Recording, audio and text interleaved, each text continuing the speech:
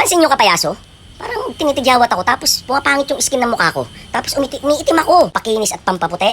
No problem. Tara, hanap tayo ng gamit na pwede nating ipapalit kay Duwende. So ito, Duwende. Ayan, Duwende. Gawin mo naman pampakinis to. O tara, balikan na lang natin mamaya yan. May gagawin pa ako eh. Istorbo na naman ako. Halos inaraw-araw mo ang paghuli sa akin. Ganyan kayo mga tao. Pagbibigyan kita para pumulikat, gumandami ang kutis mo.